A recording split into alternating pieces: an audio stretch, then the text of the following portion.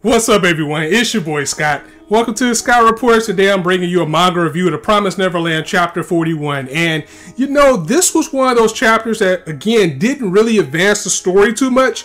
It just took a little bit of time to reassure us about what's going on. Like, for example, we already knew that this tree monster thingy that the kids were dealing with was susceptible to cold, so all they had to do was get to the top and get some wind going through it since it was a winter, and that would take care of that. We already knew that the books that William Minerva left for these kids is the navigation for them to get through the world, and we knew that the pen was already a compass to get them to where they need to go if they plan on finding William Minerva, which is now our next adventure. They just decided to take an entire chapter to have the kids figure that out for themselves, because we as the readers already seen that by characters individually, but now everybody's on the same page and know what is going on.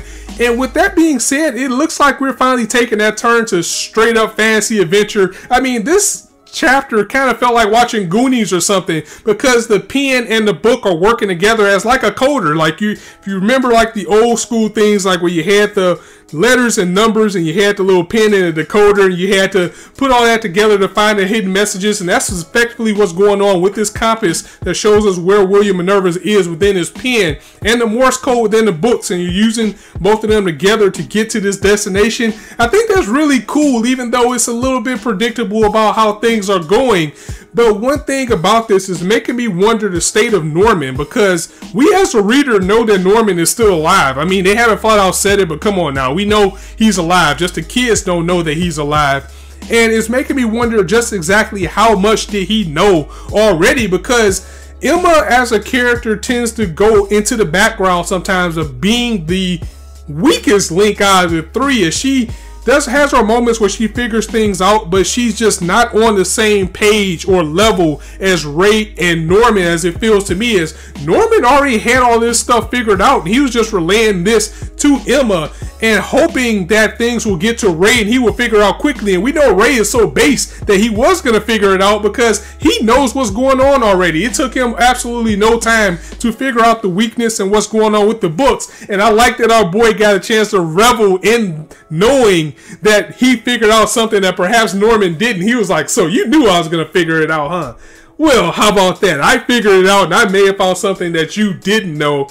As we see, the books again are a pathway to what's going on in the world. So now they can use things that are loosely represented in the books to survive out here in the wild, as they were even to find like a little plant or something that actually gave them water, just like it was in the book, but it wasn't the exact same thing. So they're going to use this book to navigate through this world and get through it. And something that I touched on before, I just hope that this book doesn't become a huge crutch to the series where they're always going to have the answers. As a matter of fact, I'm actually looking forward to them possibly losing the book or the pen, and then they'll have to survive out there on their own. And that's when the series is going to pick up again. Right now, for at least for this arc, it just feels like we're just being taken on an adventure as the kids are finding out more and more about this world as they go along. And this series just brings so much excitement. Like, I'm really excited to see where this is going to go with William Minerva, because depending on how long ago these books was written, I believe I spoke on this before, he might not even be alive. They might get there and this guy might be dead. It might be a dead end.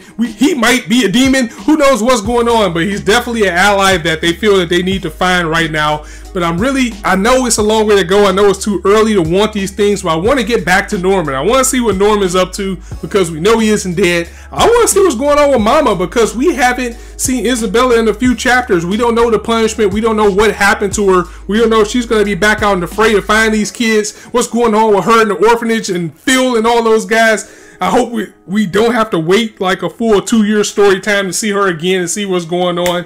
And overall, I'm just anxious to get to the next step of this story, because it's still a world that is building that we don't know about, and it's still so much to answer.